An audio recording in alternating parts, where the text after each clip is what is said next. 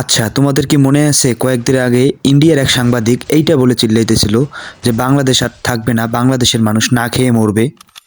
বাংলাদেশের মানুষ রাস্তায় নামবেন একটাই দাবিতে, ভাত দাও, ভাত দে, ভাত দে, গরম ভাত দে। এই স্লোগান বোধহয় আবার বাংলাদেশের রাস্তায় শোনা যেতে পারে 2025 সালে।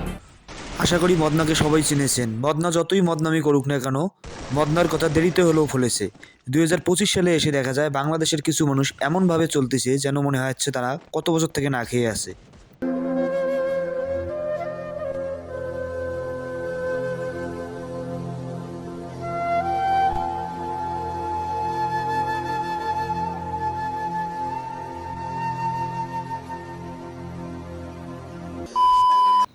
সো হ্যালো ভাই ব্রাদার, ওয়েলকাম ব্যাক। কেমন আছো তোমরা? আশা করি তোমরা সকলেই ভালো আছো এবং তোমাদের দয়ায় আমিও অনেক ভালো আছি।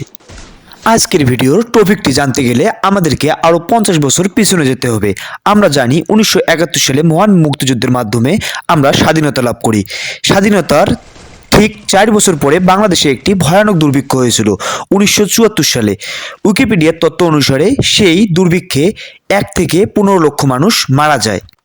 সেই দুর্ভিক্ষের ঠিক 50 বছর পরেই 2025 সালে এসেও বাংলাদেশে একটি দুর্ভিক্ষ দেখা দিয়েছে।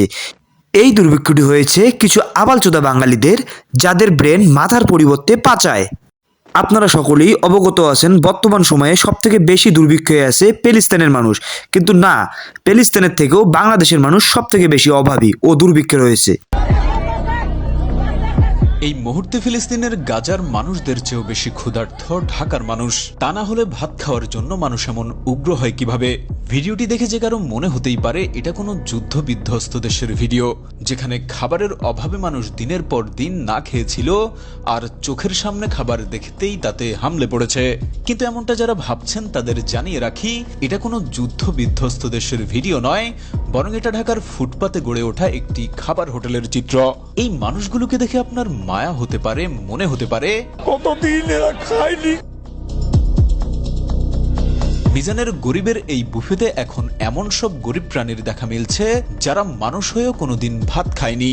আর তাই তো ভাতের মার না ফেলতেই, ভাত ঠিকভাবে পরিবেশন না করতেই শুরু হচ্ছে ভাত নিয়ে কাড়াকাড়ি। ওদিকে তরকারির মাংস আলু সেদ্ধ না হতেই কড়াই থেকে তরকারির পানি নামানে ঝোল প্লেটে উঠিয়ে নিয়ে অপেক্ষা করে কখন ভাত হবে। আর এই ভুখানাঙ্গাগুলো জীবনে প্রথমবার একটু ভাত খাবে। মিজানের হোটেলে আরো এক শ্রেণীর গরিব প্রাণীর দেখা পাবেন, যারা কিনা 5 থেকে 6,000 টাকা ভাড়া দিয়ে এসেছে শুধুমাত্র একটু মিজানের হোটেলে ভাত খেতে চায় বলে। মূলত এই মিজানের হোটেলটি ছিল একটি গরিব দুঃখীদের জন্য খাবার দোকান, যেখানে রিক্সাওয়ালারা কম দামে খাবার খেত। কিন্তু ভাইরাল নামক ভাইরাসের কারণে এই হোটেলে বর্তমান তারা খেতে পারতেছে না। বিশ্বাস করেন রাসেল ভাই, আমি ভিডিওতে দেখে যা বুঝলাম, এই হোটেলের খাবারে না আসে আলাদা টেস্ট, না আসে অন্য কোনো ফ্লেভার। কথায় আমরা বাসায় যেসব খাবার খাই সেরকমই। সঠিক বলেছেন, আপনার বুদ্ধি ভালো। এই ভাইরাল নামক ভাইরাসের কারণে বাঙালিরা এখানে গিয়ে দুর্ভিক্ষের মতো করে খাচ্ছে। যদি গুয়ো ভাইরাল হয়ে যায় সেখানেও বাঙালিরা গিয়ে দুমড়ে মুচড়ে খাবে, এটাই বাঙালিদের নিয়ম। 1 ঘন্টা পরে খাবার পাই, তুমি আর টিকিট লইতে গিয়ে টিকিট পাই না, লইতে পারি নই। দেন কত মানুষের ভিড়, হাজার হাজার লোক। এটা যারা রিক্সা চালাইতেছে ওনাদের জন্য খারাপ হইতেছে। ভাই রে ভাই, এখন এমন একটা হয়েছে যে রিক্সাওয়ালারা গিয়ে ওখানে গিয়ে খেতে পারতেছে না, এই ভাইরাল নামক ভাইরাসের কারণে। অথচ এই খাবারের প্রতি তাদের ছিল হক। আমি ভিডিও লক্ষ্য করে দেখলাম, যারা এই হোটেলে খেতে যাচ্ছে তারা ম্যাক্সিমামই হচ্ছে ফুড ব্লগার ও সাংবাদিক। অথচ এই হোটেলের খাওয়ার প্রতি অধিকার ছিল গরিব দুঃখী অসহায় রিক্সা চালকদের। কিন্তু ভাইরাল নামক ভাইরাসের কারণে তারা আজ খেতে পারতেছে না। তাই আপনারা সুশীল সমাজের কাছে আমার অনুরোধ, অযথা ওই হোটেলে গিয়ে আপনারা ভিড় করবেন না। হলুদ সাংবাদিকদের কারণে আজকে যারা অসহায় খেটে খাওয়া মানুষ, যাদের জন্য শুরুতে এই হোটেলটি তৈরি করা হয়েছিল, তারা কিন্তু খেতে পারতেছে না। সো এই ছিল আজকের ভিডিও। তো আপনিও যদি চান একজন হলুদ সাংবাদিক হতে, তাহলে আজই ভিড় করুন ভাইরাস মিজান ভাইয়ের ভাতের হোটেলে।